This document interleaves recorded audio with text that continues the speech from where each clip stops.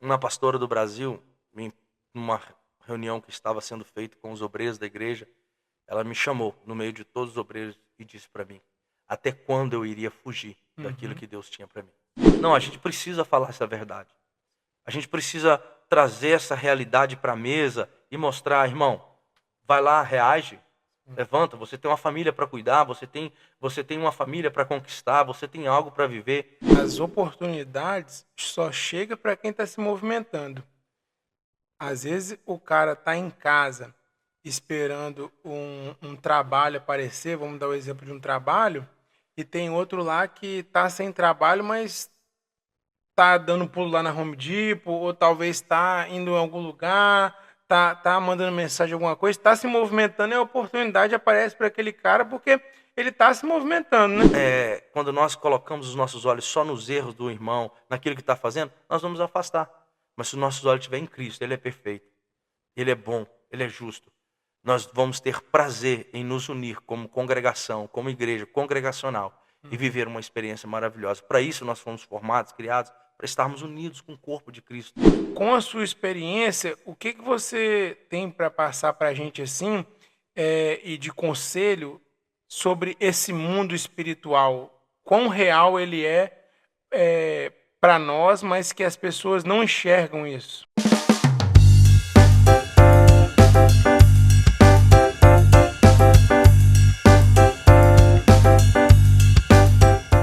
Fala galera, estamos começando mais um David Pod Talks, onde eu entrevisto mentes brilhantes que estão aqui nos Estados Unidos. E hoje eu estou com meu grande amigo, Pastor Raulis. Seja bem-vindo. Obrigado, Davi. Pastor Raulis é um grande pastor, amigo meu, congrego lá na igreja dele, a gente faz a obra para Deus lá juntos. É um grande prazer ter ele aqui conosco hoje à noite. Vai trazer muitos ensinamentos bons para a gente, né, pastor? Amém. Para mim é uma alegria muito grande, um prazer estar aqui com você, participando do Dave Pod Talk, né? É isso aí. E vamos lá, vamos compartilhar algumas experiências aqui e eu quero te agradecer por essa oportunidade, por esse espaço para a gente falar, né? E também parabenizar pelo trabalho, onde tem alcançado várias pessoas, onde você tem trago pessoas aqui com muitas informações, né? Importantes e relevantes para a nossa comunidade. E eu me senti lisonjeado, é um privilégio para mim, me sentir muito bem receber esse convite, então estou aqui muito feliz. Prazer é tudo meu, pastor. E galera, vocês que não seguem a gente no Instagram, vai estar aparecendo aqui embaixo o Instagram do podcast, David Pod Talks. Vai estar aparecendo no meu Instagram aqui pessoal também, Davi Piazarolo. E o seu tá como lá, pastor? Raulins Costa. Raulis Costa, né? Top. Vai estar aparecendo aqui embaixo também. Pastor, e a gente já começar as perguntas. Como que você veio para os Estados Unidos há quanto tempo atrás? Você já veio pastor do Brasil? Ou você se tornou pastor nos Estados Unidos? Você sempre teve esse desejo no seu coração? Como é que foi essa história de pastor? Tá, vamos lá. Essa história ela tem muito a ver com a minha família, né? Com os meus avós. E os meus avós começaram a nos levar para a igreja ainda no Brasil. Não gostava, né? Não tinha aquela vontade, aquele desejo, até porque a minha família não tinha muito aquela tradição, aquela coisa de ir para a igreja.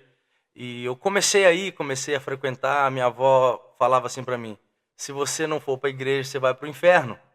E aquilo ficava na minha cabeça, se eu preciso ir e tal, mas era o fator igreja e não aquele ensinamento de ter um encontro com Jesus. Então não era um ensinamento de ter um encontro com Jesus. Eu não culpo ela, muito pelo contrário, eu louvo a Deus pela vida dela que nos ensinou. E eu lembro que quando teve uma oportunidade de me batizar nas águas, ela disse assim: se você não batizar, você vai para o inferno. E depois que eu me batizei, ela disse assim: se você é, colocar uma calça, fizer assim, você vai para o inferno.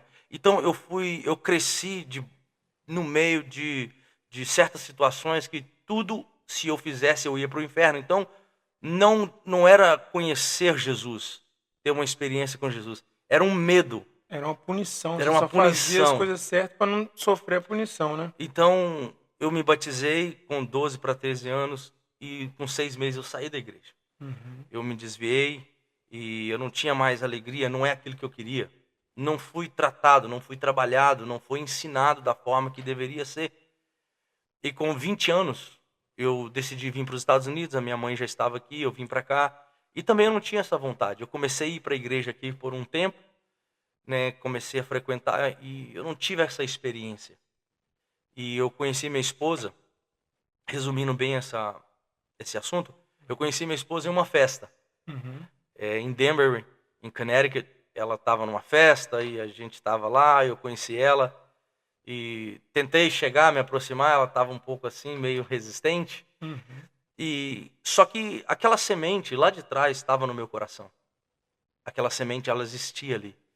E sempre que eu saía para as festas, sempre que eu saía para todos os lugares, eu sempre olhava para mim, eu me retirava do meio dos meus amigos, eu perguntava para mim mesmo, o que eu estou fazendo aqui? Uhum. Por mais que eu não tive aquela experiência inicial, aquele contato, né, aquele ensinamento, o discipulado, como se diz muito hoje, esse tempo de mesa, conversa, mas uma semente foi plantada em mim. E No fundo, você não se sentia bem, né? não sentia bem. E eu ficava sempre me questionando, isso aqui não é para mim, isso aqui não é para mim. Mas aí chegou um tempo que você não tem mais força, eu não tinha mais forças para me reconectar com Jesus. Então, quando eu conheci a minha esposa e conhecendo o coração da minha esposa, eu disse para ela um dia, ela muito católica, família muito católica, eu disse, eu queria que você conhecesse a igreja evangélica, não desfazendo, não desmerecendo o que você conhece, mas eu queria também que você conhecesse esse outro lado aqui, conhecesse algo e começasse a frequentar para ver como vai ser. Porque eu disse para ela, você vai encontrar um amor também aqui diferente. E a minha expectativa que era, Davi, é que se ela tivesse uma experiência forte com Jesus, ela ia ter força de me levar. Uhum. Então a minha esposa começou a ir para a igreja. E ela gostou. E quando ela gostou, eu falei, agora ficou séria a coisa. E eu Uhum. não quis ir. E o tempo foi passando, ela teve as experiências dela, nós casamos, ela se batizou e sempre falando comigo, você sempre me incentivou e agora você não quer vir para a igreja. E todas as vezes Deus usava pessoas para falar para ela que tinha um chamado de Deus na vida dela e na minha vida. Uhum. E lá no Brasil, com 14 anos, Deus usou várias pessoas para falar e eu sem entender o que era aquilo, que Deus tinha um chamado ministerial na minha vida. E eu tive várias experiências, ela teve várias experiências aqui, o Senhor usando pessoas para falar que Deus tinha um chamado, e aquilo foi mexendo comigo, mexendo comigo, e eu comecei a frequentar. Eu me lembro que na virada de ano de 2011 para 2012, nós decidimos juntos passar a virada de ano na igreja. Uhum. Desde aquele dia, nós nunca mais passamos a virada de ano fora da igreja. Mas também eu não me reconectei com Cristo. Eu ia por ir, sem vontade, e ela se batizou, Isso e tudo lá no Brasil ou já aqui? aqui, Já aqui, já. Vocês já se aqui. conheceram aqui, né? Nós nos conhecemos aqui em Entendi. 2010. Entendi. E 2012 ela se batizou, fiquei levando. Em final de 2014 para 2015, eu disse para ela um dia que eu estava decidindo ir para Jesus. Eu Uhum. queria voltar para a presença do Senhor. E naquele momento que eu decidi, eu procurei os pastores da igreja que a gente frequentava. Eu disse para ele, hoje eu estou voltando para a casa do Pai. E nunca, a partir de hoje, vocês nunca terão problema comigo nesse assunto de ir e vir. É lógico que a gente, né, tá aprendendo, mas venho hoje, saio, volto amanhã. Não, eu vou vir para me ficar e permanecer. E ali eu permaneci. Uhum. E aí as coisas de Deus foram acontecendo. Nós fomos chamados para pastorear os jovens da igreja e ouvindo a voz de Deus, Deus direcionou a gente para um povo e hoje nós estamos pastoreando vou fazer agora 20 anos de América. Uau. E toda essa caminhada não foi programada, né? Você não pensava assim, quando eu crescer eu vou querer ser pastor ou algo do tipo. Foi uma coisa que foi Deus que foi encaminhando as coisas para poder as coisas se encaixando, né? Para poder você entender o propósito e hoje viver no propósito, né? Sim, eu rejeitei por muito tempo, eu fugia. Uhum. Sempre que havia a oportunidade de ser separado ao ministério diaconal, eu Uhum. fugia, não é hora, não é hora, não quero isso. não quero aquilo. Eu sempre fugi do chamado. Uhum. Eu corria por todos os lados. Eu me lembro que certa feita havia uma festa na igreja e ali naquele momento ia haver separação dos obreiros. Uhum. E por alguma razão eu desconfiei que haveria uma separação e o meu nome estaria naquela lista. Uhum. E o que eu fiz? Não fui na Faltou. festa. Faltei. Eu marquei uma viagem. Eu Uhum. marquei algo e viajei. E aí eu disse, olha, eu não vou estar aqui. E de fato meu nome estaria lá, o pastor tinha conversado e tal. Ele disse, então a gente vai fazer um outro evento e tal, a gente vai separar você. Eu falei, não preocupa com isso e tal.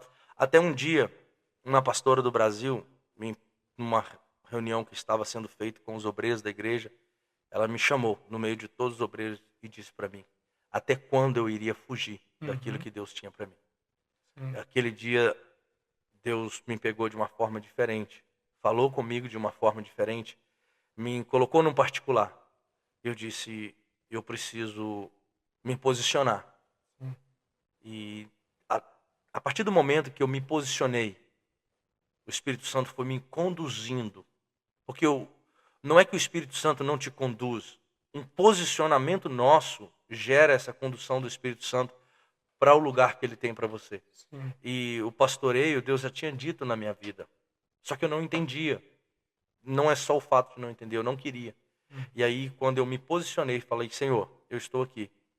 Eu sei que o Senhor tem um chamado específico na minha vida. E eu estou disponível. Eu me torno hoje disponível, uma chama viva, queimando pelo Senhor. A partir daquele momento, o Espírito Santo começou a me guiar até chegar o momento da nossa consagração e o envio ao campo para pastorear uma igreja. Top.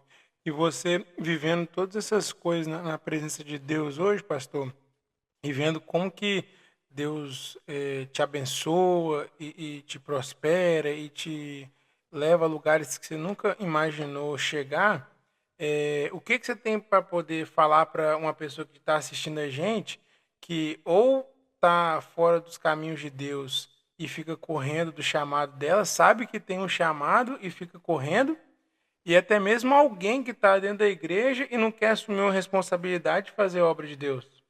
Olha, eu diria que quem posterga a batalha, adia a recompensa. Todas as vezes que você vai postergando as batalhas, você está adiando a recompensa. O nosso Deus é um Deus de recompensas. É lógico que nós enfrentamos os desafios, mas eu poderia estar vivendo outras coisas, mas por decisões que a gente toma e as nossas escolhas, ela me levou a atrasar algumas coisas na minha vida. E eu poderia ter assumido algumas coisas antes. Então, o conselho que eu daria para você é: assume a sua responsabilidade. A Bíblia nos ensina que uma mulher chamada H, mãe de Ismael, ela tem o seu filho, ela é expulsa desta casa, ela vai para o deserto, ela abandona o filho, ela deixa o filho e ela vai para uma distância chorar para não ver o filho morrer. Só que o filho é responsabilidade dela. Então a Bíblia diz que o anjo apresentou-se a ela e disse assim: eu ouvi o choro da criança. Ou seja, o anjo ouviu o choro da criança e disse para ela: vai lá até o teu filho. Qual que era a preocupação dela? Não ter a provisão, não ter aquilo que ela precisava. Então ela volta, pega na mão da criança, ela pega na mão do menino, que era a responsabilidade dela, que era compromisso dela, e naquele momento que ela assumiu aquela responsabilidade, a Bíblia diz que apareceu um oásis na frente dela, ou seja, apareceu a provisão. Então assim, muitas pessoas não vivem provisão do Senhor, não vivem algo sobrenatural, porque não assumem essa responsabilidade, fica fugindo. E por que não dizer que nós nos acovardamos? Então, quando nós assumimos compromisso e responsabilidade, nós vamos viver provisão do Senhor. Sim. Nessa parte que você falou, eu gosto também muito de falar sobre a maturidade, né? Porque quando a pessoa assume responsabilidade, automaticamente ela cria maturidade. Então, tem muita gente que às vezes tem 20, 25 anos e é uma pessoa que não corre de problema e assume responsabilidade, as pessoas de fora acham que aquele jovem tem 30, 35, 40, de tanta maturidade que ele adquiriu por tanto problema que ele já resolveu. Então, às vezes, a pessoa fica correndo de problema e sempre fica aquela pessoa imatura, porque não resolve problema, não assume responsabilidade. Tanto de ter uma família, tanto de ter uma empresa, tanto de fazer alguma coisa, fazer a obra de Deus na igreja, nem que seja abrir a porta ou servir, fazer alguma coisa, ter uma responsabilidade, ter algo que vai puxar ele e não vai deixar ele na zona de conforto, né? Sim, tem pessoas que elas não querem essa responsabilidade justamente por isso. Porque quando você assume alguns compromissos, você tem que ser maduro o suficiente para cumpri-los. E a maturidade, ela traz várias responsabilidades. Você tem que prestar conta do que você está fazendo, você tem que assumir, você tem que cumprir horários, você tem regras a ser cumpridas. E nós fugimos desse lugar porque nós não queremos prestar conta, nós não queremos cumprir os objetivos, né, aquilo que foi programado, respeitar os schedules, né, aquilo que é passado para a gente. Então, sim, a gente percebe isso nos dias atuais e está crescendo muito. Isso também, Davi, não generalizando, também se deve muito à criação. Sim. Nos dias atuais, nós estamos vendo as coisas, né, alguns papéis, alguns valores se invertendo. Nós estamos, né, vendo aí homens Fazendo. solteiros com 25, 30 anos morando dentro da casa do pai e da mãe, achando que é normal e não Sim. quer procurar viver uma vida, não quer procurar um lugar, não quer ter a responsabilidade de pagar um aluguel, entende? Tem que olhar para a águia.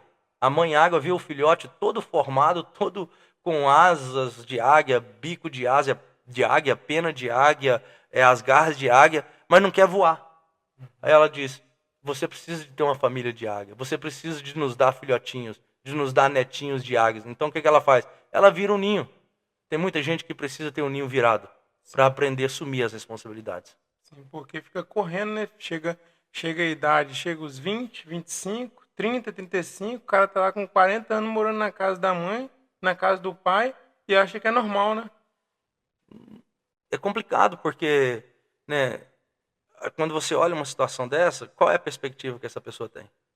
E aí Fi- você pergunta, Ficar na internet criticando os outros, quando você vai ver as pessoas que ficam comentando lá besteira, aí você vai tem ver o tempo, perfil da pessoa, é um cara lá de 40 anos que tá com tempo. mora com os pais, que não faz nada para a sociedade e vive criticando os outros e falando que a vida é ruim.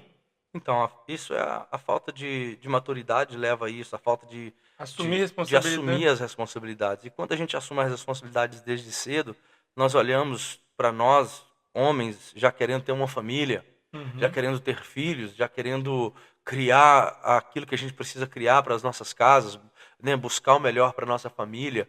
E como pastor, a gente precisa ensinar as pessoas, a gente precisa falar, e a gente não pode fugir disso.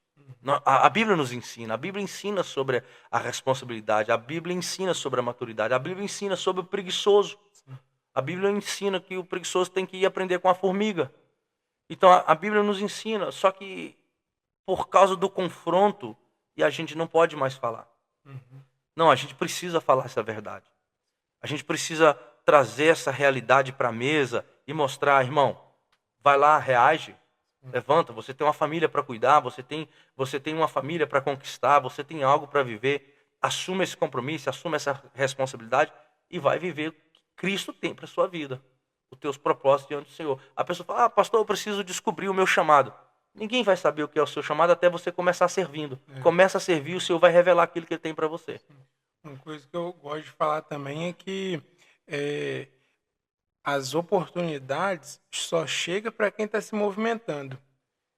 Às vezes o cara está em casa esperando um trabalho aparecer, vamos dar o exemplo de um trabalho, e tem outro lá que está sem trabalho, mas tá dando pulo lá na Home Depot, ou talvez tá indo em algum lugar, tá mandando mensagem, alguma coisa, tá se movimentando e a oportunidade aparece para aquele cara porque ele tá se movimentando, né?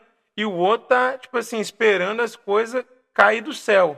Então, eu sempre gosto de falar que para quem a oportunidade aparece para quem está se movimentando. Quem tá parado, a oportunidade não aparece. E outra coisa também que a gente até conversou sobre antes de conversar aqui sobre o perfeccionismo, que as pessoas querem começar muito perfeito e fazer as coisas muito perfeito e nunca começa. Prepara tudo e na hora de fazer mesmo, que é o mais importante, não faz.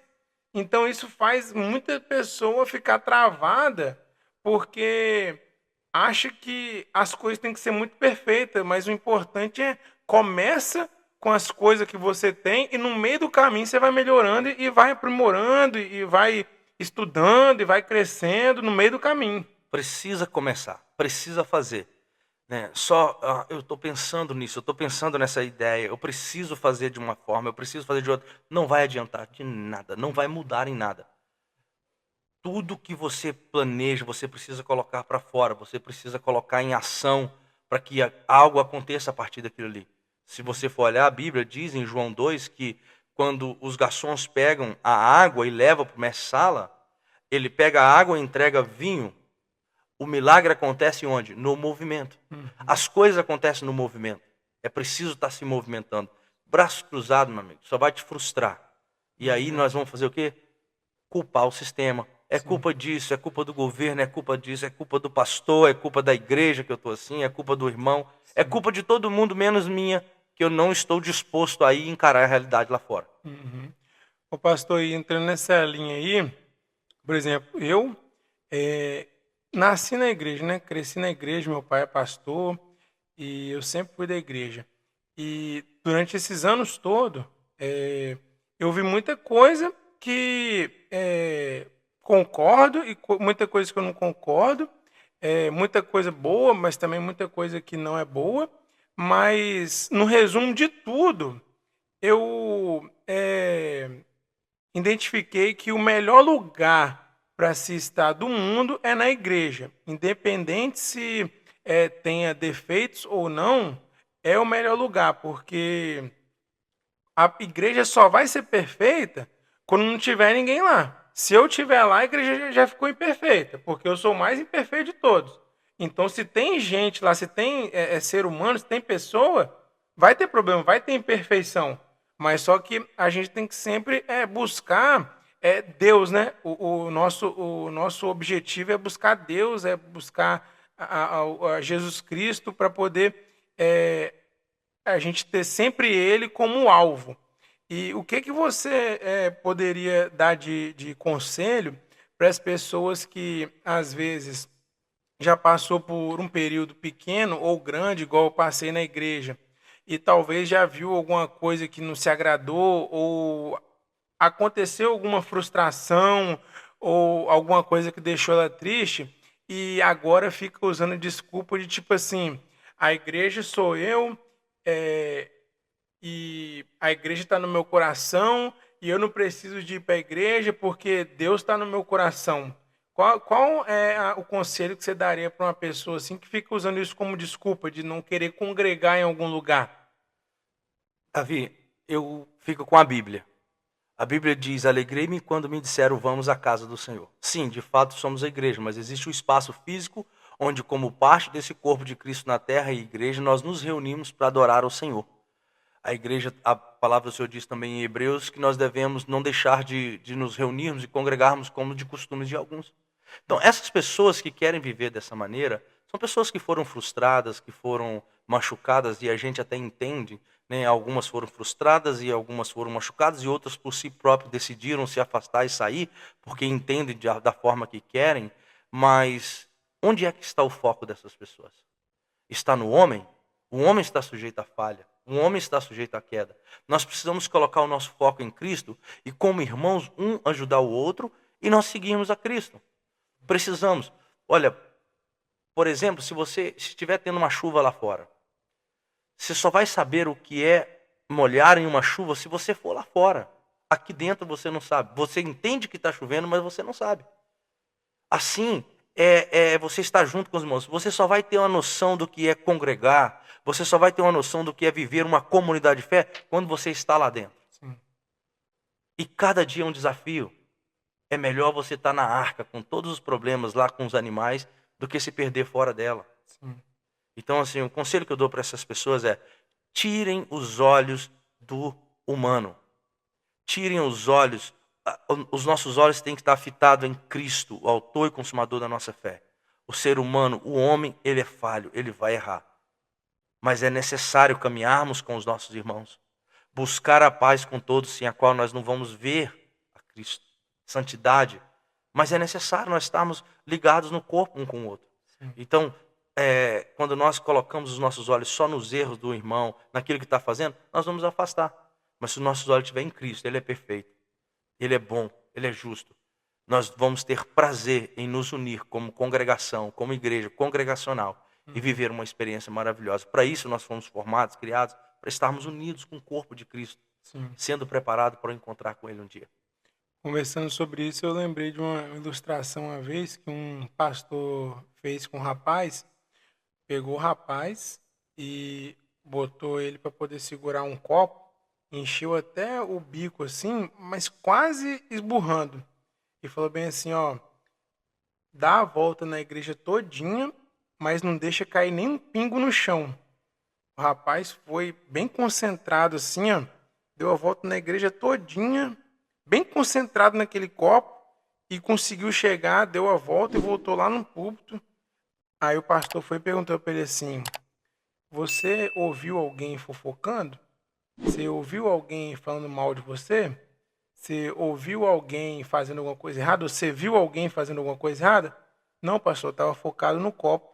Ou seja, quando você foca, pegando essa ilustração, quando você foca somente em Deus, as coisas que estão ao redor, você não enxerga, você não ouve, ou às vezes passa no ouvido e sai no outro, porque o seu foco é Deus, o seu foco é um, e você não está focado com as coisas terrenas que estão aqui na Terra, entendeu?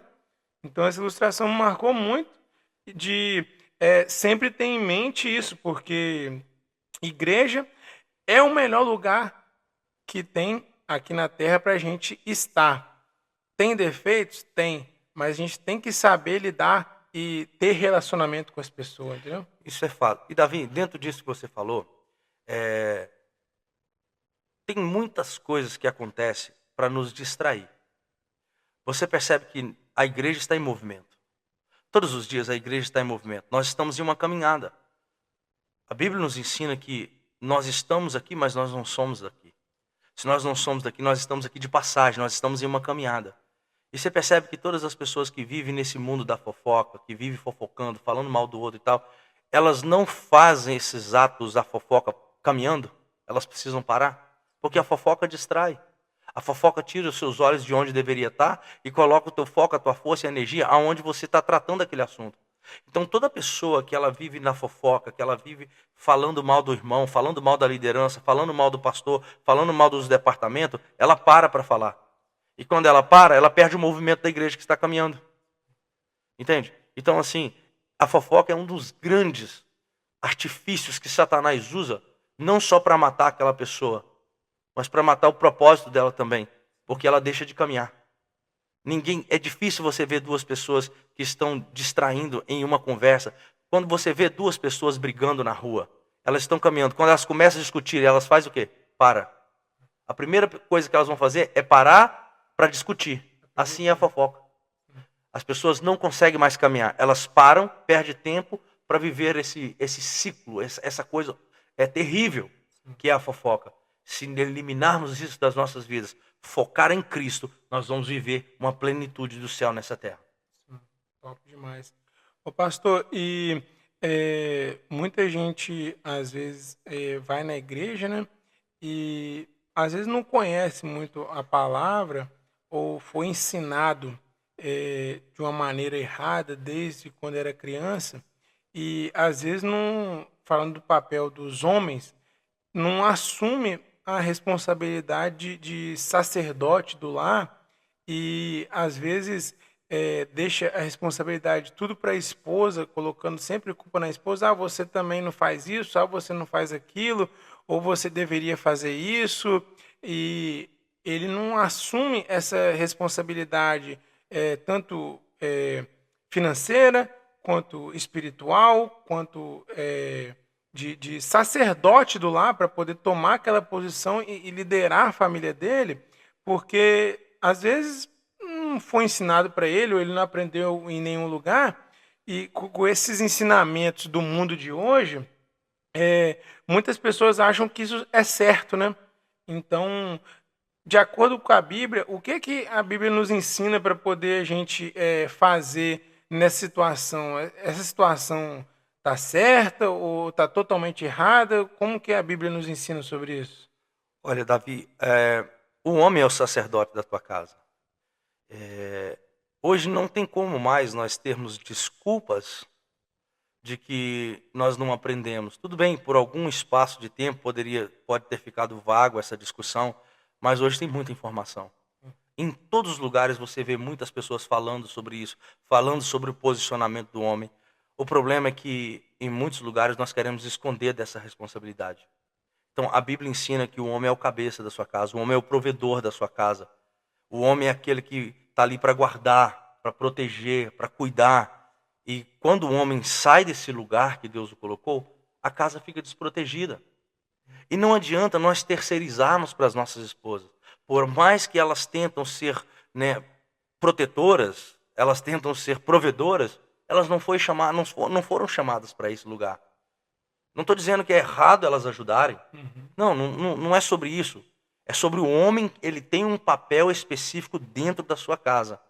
E ele precisa se posicionar ali, assumir a responsabilidade. O homem precisa conduzir a sua família a Deus. O homem precisa conduzir a sua família de acordo com a palavra de Deus, sem que ele deixe a sua casa desprotegida. E a Bíblia nos ensina isso. A Bíblia nos ensina muito claro em vários lugares o nosso posicionamento como sacerdote, de abraçar, de cuidar, de prover. A mulher sendo submissa ao seu marido, respeitando o seu marido, sendo a rainha do lar, aquela que educa os filhos, o homem ajudando. Mas o homem, ele é o provedor da sua casa. O homem, ele é aquele que é para proteger a sua casa. Ele é aquele que precisa dar sustentabilidade a esse lar. Nós não podemos fugir dessa responsabilidade. Sim, com certeza. Isso daí é uma coisa que, desde quando eu cheguei aqui nos Estados Unidos, eu observava, eu sempre fui uma pessoa muito observadora. Então, tipo assim, eu cheguei aqui com 20 anos de idade, então, tipo assim, eu via as pessoas ao meu redor que tinham uma família estruturada, tinha companhias bem-sucedidas e eram homens de Deus, e eu via essas pessoas como exemplo, umas 5 a 10 pessoas que eu me inspirava, e eu via como que funcionava o sistema familiar deles. E vou botar aqui 95% o homem ele trabalhava e a mulher ficava em casa cuidando da casa. Então, desde quando a minha esposa veio para cá e a gente casou e foi morar junto, eu sempre tive essa mentalidade e sempre passei para ela: você vai trabalhar só se você quiser, mas se você puder, você vai ter oportunidade de ficar em casa e cuidar da casa, vai cuidar da nossa casa, vai cuidar de mim, vai cuidar dos nossos filhos, porque eu via não só de acordo com a Bíblia que ensina isso, mas no nosso mundo real, que aqui é um mundo de muitos empresários. Então, até os empresários, que alguns talvez nem conhecesse a Bíblia tanto, mas fazia desse jeito, e eu via tão bem as coisas funcionar, que isso entrou na minha mente assim tão tranquilo, porque eu vi esses exemplos. Agora tem gente que é, bota a responsabilidade na esposa, ou até mesmo tem uma mentalidade que vai tomar prejuízo quando casar, aí quer fazer conta do banco separado, quer quando vai pagar a conta no restaurante, é dividido no meio para cada um, e às vezes ninguém pode mexer no celular do outro. O que você acha sobre isso, pastor? Olha, primeiro, uma pergunta: o que é uma família estruturada? O que é uma estrutura de uma família? Quando nós olhamos para tudo que a gente vive nesse tempo, como você disse, dos empresários, nas grandes empresas e no âmbito espiritual, dentro da igreja, quando a gente fala de uma família estruturada, as pessoas logo pensam que é uma família que tem a casa própria, tem carros bons, tem dinheiros, tem, né, fazem 2, 3 viagens ao ano. Mas, de fato, o que é uma família estruturada? O que eu entendo na minha caminhada com Cristo, uma família estruturada é uma família aos pés do Senhor. É uma família servindo ao Senhor. É o homem, a esposa, ver os seus filhos chegarem em uma mesa e dizer: papai, mamãe, vamos agradecer por esse alimento. É os seus filhos, antes de dormirem, fazer uma oração. Porque não adianta você ter sucesso naquilo que Deus não coloca as mãos. Entende? Então, para mim, uma família estruturada é uma família que hospeda Deus dentro dessa casa. Essa família tem estrutura. As demais coisas Deus vai agregar, Deus vai acrescentar e Deus vai colocar, sendo a vontade dele, respeitando nós, respeitando os princípios dele, fazendo aquilo que precisa ser feito. Deus vai agregar, Deus vai trazer. Ele vai colocar o que precisa colocar nas nossas vidas. Ele vai fazer próspero. E prosperidade não é somente sobre dinheiro. Prosperidade na vida de uma família, na vida de um homem, de uma mulher, é ausência de necessidade. Então, o primeiro ponto, nós, servos de Deus, precisamos entender o seguinte, que uma família próspera não é só o fator dele ser abençoado financeiramente, ter carros e outros bens materiais. Uma família próspera, ela começa com a prosperidade dentro de casa, tendo Jesus no lar, tendo uma família aos pés do Senhor. Uma família que um esposo começa a se arrumar para ir para o culto, a esposa está se arrumando, os filhos estão se arrumando, todos felizes para ir para o culto domingo de manhã. E nada impede de ir para o culto. Durante a semana buscar a face do Senhor. Isso é uma família estruturada. Nós não podemos inverter esses valores. Em relação à esposa, né, estar dentro da casa, isso, se você pode fazer isso, se você pode ter a sua esposa dentro de casa, esse é o melhor caminho. Essa é a melhor via. Por quê? Você tem ali a sua esposa cuidando da tua casa, tem a sua esposa cuidando das tuas coisas, tem a sua esposa cuidando do teu filho, da tua filha, educando ali dentro. Esse é o melhor caminho. Existem situações que nem sempre, principalmente no início de uma caminhada aqui nessa terra, será possível isso. Então, assim, quando isso não é possível, é preciso haver uma ajuda de ambas as partes. E um agregando valores com o outro, né? Não vejo como um erro a mulher trabalhar. O que eu vejo, que eu não concordo, é a mulher querer tomar o lugar do homem nessa mesa. Ela querer assentar no lugar que o homem precisa estar se assentado. Por mais que o homem não assente, ela fala, se eu não fizer, ele não faz. Então não faz, deixa que ele vai fazer. Você precisa ajudá-la a fazer. Ah, mas se eu não ligar, ele não vai ligar. Não liga, deixa que ele liga. Se eu não for lá e resolver, ele não resolve, deixa que ele resolve. E se ele não resolver, vai ficar sem ser resolvido e ele vai ter que assumir essa responsabilidade.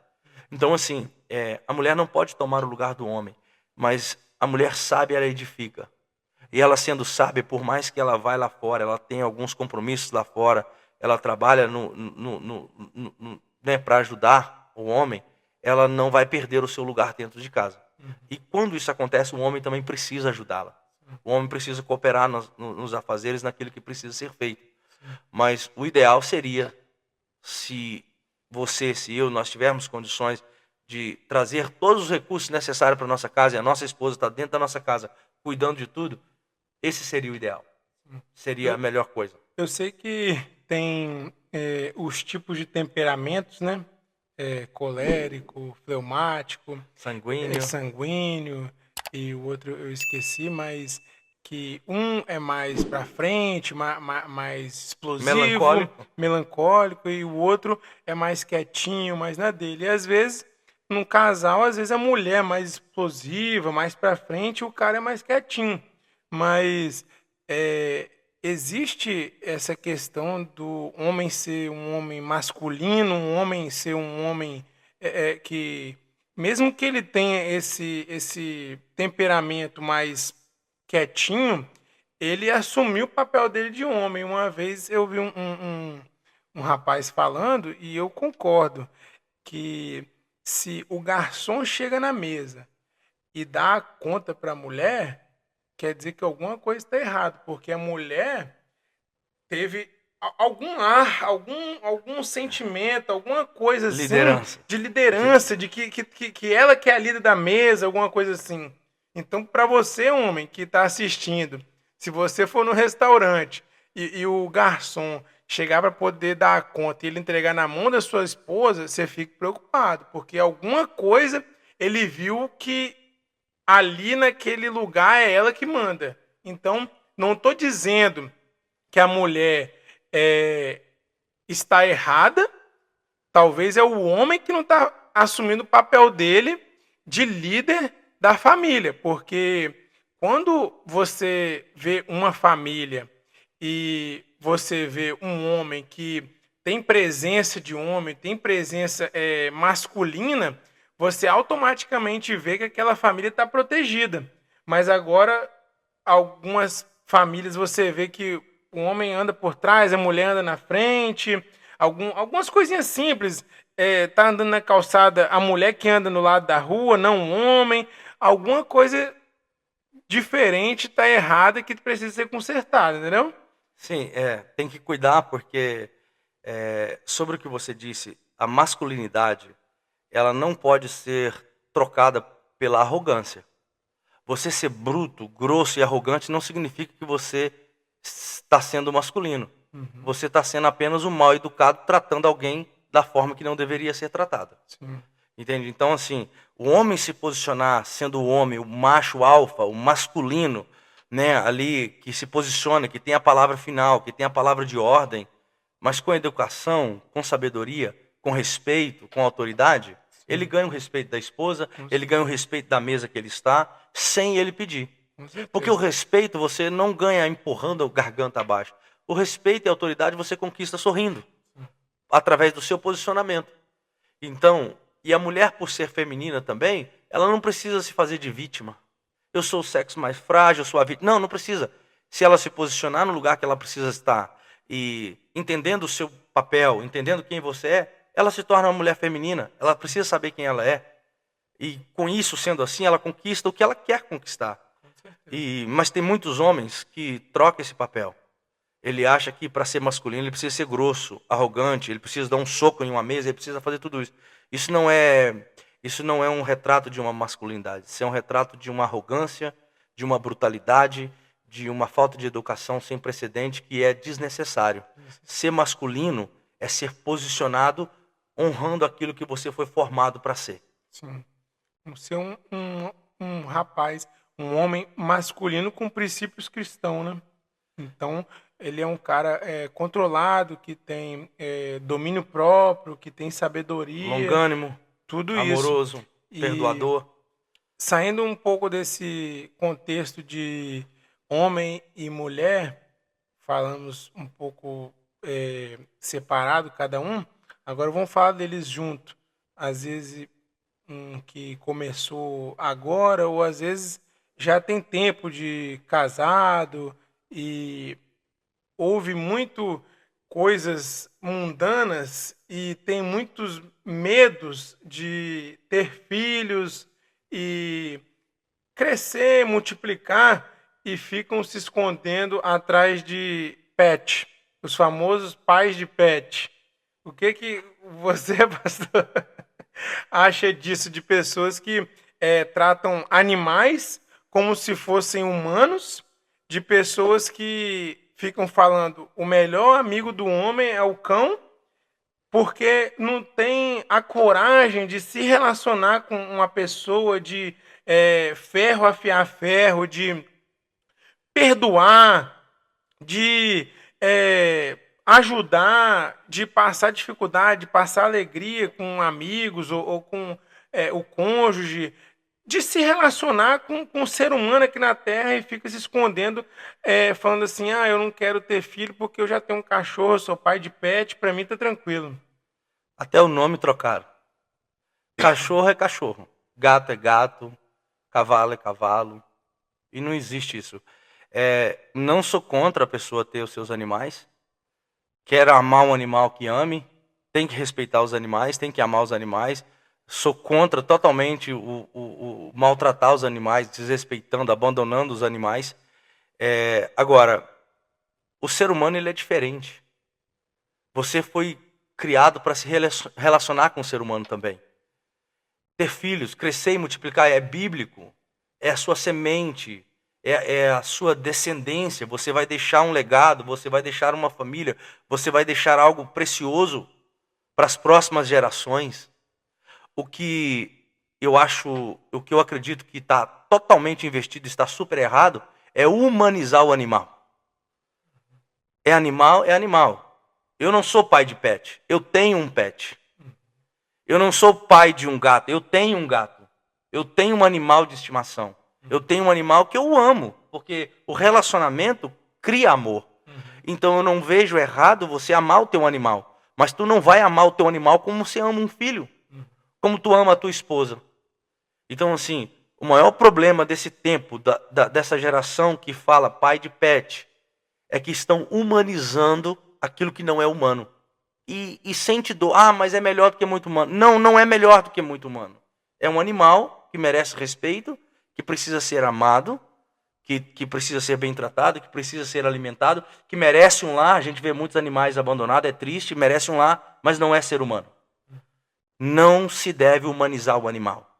Você é pai de um filho, de uma filha, mas não é pai de pet. Você se considera um por falta de identidade, mas você não é pai de pet. Não humanize os animais. Eles são animais. E foi assim que Deus o formou e é assim que vai ser até o fim. Animal é animal, humano é humano. Não humanizar animal. Sim. E tem muita gente que às vezes tem uma fuga emocional ou algo do tipo de não querer assumir a responsabilidade daquele assunto que a gente conversou antes, fica fugindo da responsabilidade, fala assim, não, eu já tenho algo para poder criar, eu já tenho algo para tomar conta. Filho dá trabalho. Filho é para homem. Filho não é para menino. Eu não sou de usar o termo moleque, mas filho não é para moleque. Filho é para homem. Você colocar um filho no mundo dá trabalho. Cuidar, educar. As coisas não vai chegar para você de mão beijada.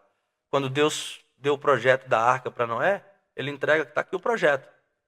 Quer ter a sua família salva? Vai trabalhar. Então tem que ter responsabilidade. E às vezes o pet é diferente.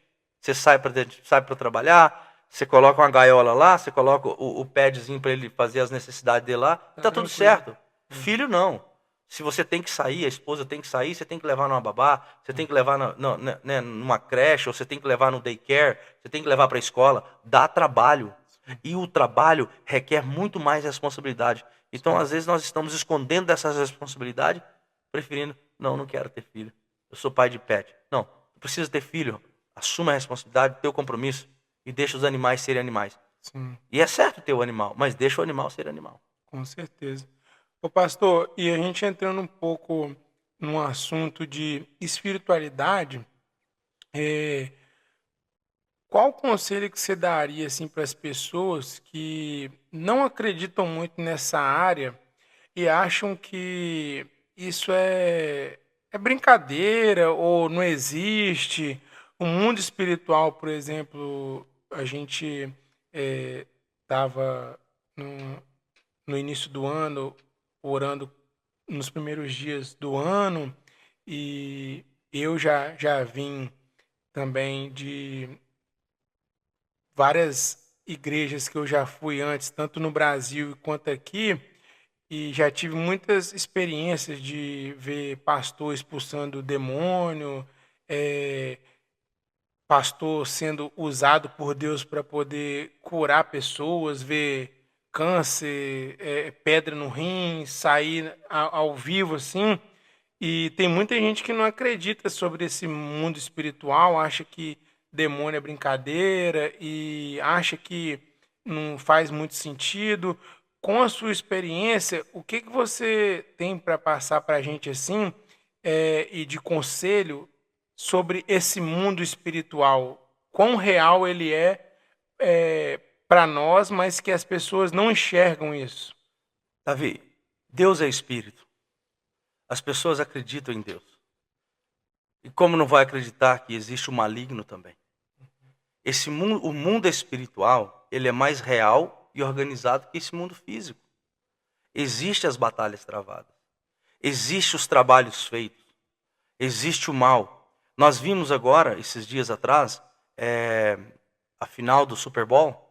Tem um vídeo rodando aí por todos os lados. O número 15, eu não lembro o nome dele, do Chiefs, né? Alguém está lá na arquibancada com uma agulha, clamando pelo Deus dessa pessoa e tal, e furando ele com agulha. E naquele momento que essa pessoa está furando ele com agulha, ele cai no chão machucado e sai do campo. São trabalhos malignos, e isso existe. Mas o trabalho maligno, Davi, ele é feito, existe mas só tem uma forma dele te atacar, através de brechas. As pessoas fazem os trabalhos, o inimigo, a Bíblia diz que o inimigo está ao derredor, porque ao nosso redor estão os anjos do Senhor. Então ele só entra na tua vida por algumas áreas que estão abertas. Por isso que nós devemos estar o tempo todo nas brechas. Então existe o mundo espiritual, ele é muito real. E a gente vê muitas experiências. Eu já tive experiência orar por pessoas endemoniadas, né, e elas serem libertas. Já tive experiência de orar por pessoas e eu senti carne, cheiro de carne podre. E daí a pouco a gente dá uma ordem no mundo espiritual, através do poder do sangue de Jesus, aquela pessoa começar a vomitar o trabalho que foi feito. Entende? É um processo, é um trabalho de libertação, mas existe, é real e é preciso tomar cuidado. E esse trabalho maligno, né, as armadilhas do inimigo, eles entram, eles atacam, eles pegam, eles chegam na nossa vida por brechas abertas. Por isso nós devemos fechar todas as brechas.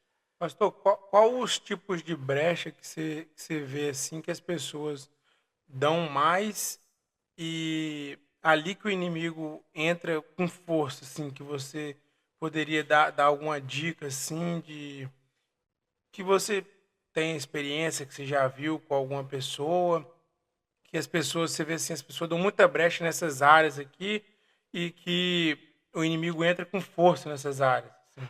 Olha, tem várias áreas, Davi, mas nós podemos citar algumas aqui, por exemplo, palavras. Palavra tem poder. Palavra, uma vez lançada, ela fica vagando. Então, o que você está usando de palavra? Quais são as palavras? Xingamentos, né? Os palavrões, os xingamentos, são tudo brechas que atraem essas coisas malignas, né?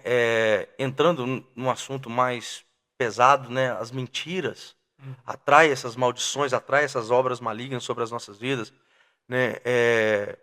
Enganos no relacionamento, traição, tem muitas coisas que atraem, e a gente vê muita brecha, fofoca. A Bíblia nos ensina que nós devemos vigiar, né?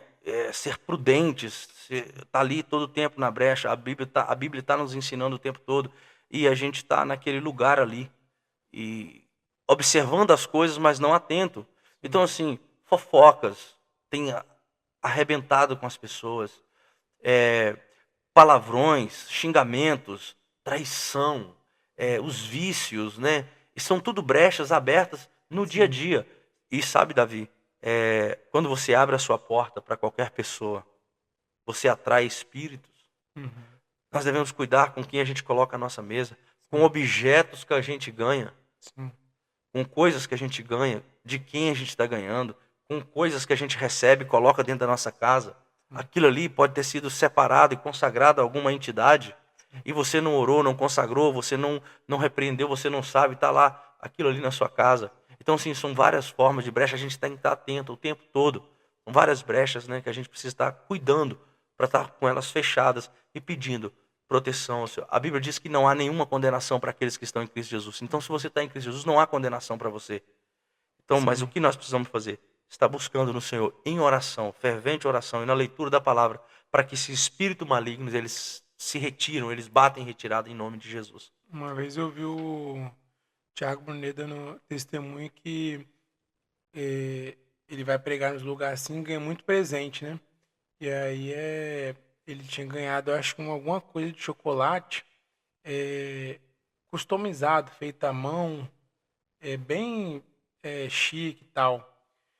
E aí a pessoa pegou e falou assim, ok, esse presente eu fiz especialmente para os seus filhos, para você dar para os seus filhos. Então é uma coisa bem especial.